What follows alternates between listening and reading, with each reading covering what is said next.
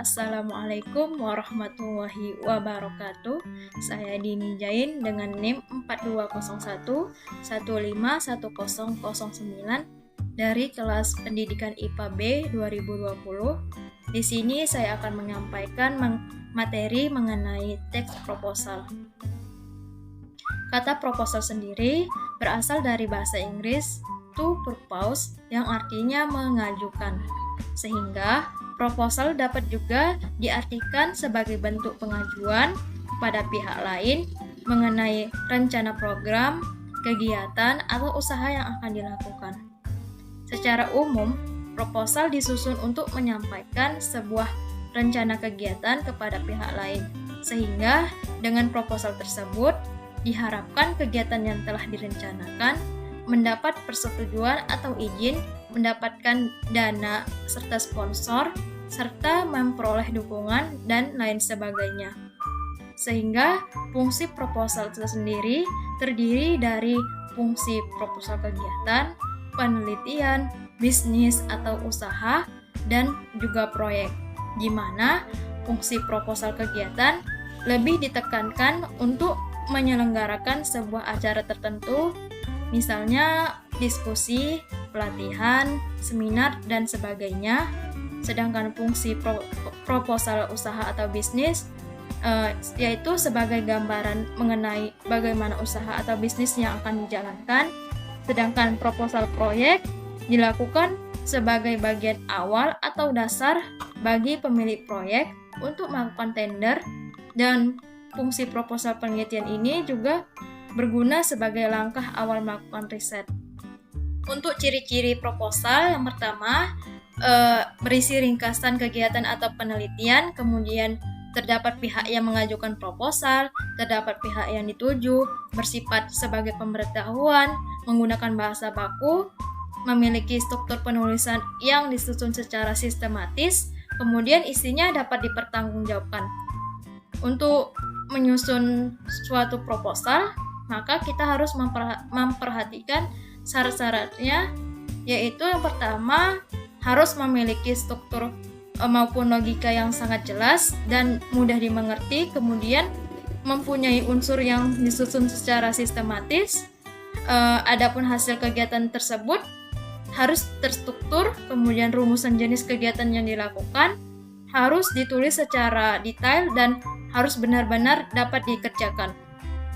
Jika ada anggaran dana yang diperlukan, maka anggaran dana yang diperlukan harus realistis dengan kegiatan tersebut. Adapun jenis-jenis proposal ada 4. Yang pertama, proposal bisnis, di mana proposal bisnis ini berkaitan dengan dunia bisnis atau dunia usaha, yang mana contohnya itu proposal pembangunan badan usaha, tempat usaha, dan lain sebagainya. Kemudian proposal proyek. Proposal proyek ini berkaitan dengan dunia pekerjaan, seperti proposal pembangunan suatu kantor. Kemudian yang ketiga itu proposal penelitian, di mana proposal penelitian ini biasanya dilakukan oleh akademisi dalam penelitian tugas akhir dan tesis. Kemudian ada proposal kegiatan, pada umumnya dilakukan oleh lingkungan masyarakat, seperti proposal pengadaan perayaan, lomba, dan sebagainya. Sedangkan jika dilihat dari bentuknya, proposal itu terbagi 3, yaitu proposal formal, di mana proposal formal ini terdiri dari 3 bagian. Yang pertama pendahuluan, kemudian adanya isi, dan terakhir penutup. Kemudian ada proposal non formal, di mana proposal non formal ini tidak selengkap dengan proposal formal dan biasanya disampaikan hanya dalam bentuk surat. Kemudian ada proposal semi formal, di mana hampir seperti proposal non formal dan tidak memenuhi syarat-syarat proposal formal.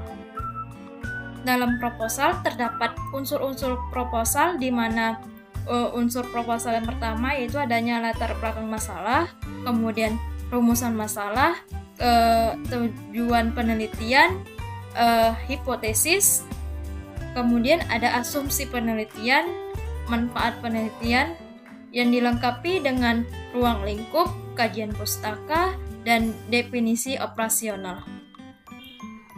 Selanjutnya, dalam proposal kegiatan biasanya terdapat latar belakang, masalah dan tujuan, kemudian ruang lingkup kegiatan, kerangka teoristis dan hipotesis, metode dan pelaksana kegiatan. Selanjutnya ada fasilitas dan periode waktu, keuntungan dan kerugian dari pelaksanaan kegiatan, serta anggaran dana dan lampiran.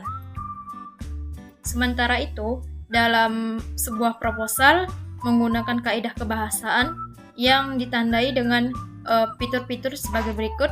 Yang pertama yaitu pernyataan argumentatif, di mana pernyataan ini digunakan konjungsi kausalitas seperti sebab, karena, oleh karena itu, dan lainnya. Selanjutnya, pernyataan persuasif yang digunakan untuk mengajak penerima usulan supaya bersedia untuk menerima usulan tersebut. Yang ketiga itu kata-kata teknis, di mana kata-kata teknis ini merupakan kata-kata istilah ilmiah yang berkenaan dengan bidang kegiatan tersebut. Selanjutnya kata kerja tindakan, di mana kata kerja tindakan ini untuk mengatakan langkah-langkah kegiatan atau metode penelitian seperti berlatih, mendokumentasikan, mengamati, dan lainnya. Yang seterusnya itu kata pendefinisian, di mana kata pendefinisian ini contohnya merupakan adalah, yaitu, dan yakni. Selanjutnya kata perincian, contohnya yaitu pertama, kedua, ketiga, dan sebagainya. Seterusnya kata keakanan, di mana menandakan waktu atau peristiwa yang akan datang. Ada kata denotatif, di mana untuk bermakna lugas atau denotatif. Hal ini sangat penting karena untuk menghindari kesalahpahaman antara pihak pengusul proposal dengan pihak penerima usulan. Demikian penjelasan dari saya. Sekiranya terdapat kesalahan dan kekurangan, saya mohon maaf. Semoga dapat bermanfaat bagi kita semua. Sekian dan terima kasih. Assalamualaikum warahmatullahi wabarakatuh.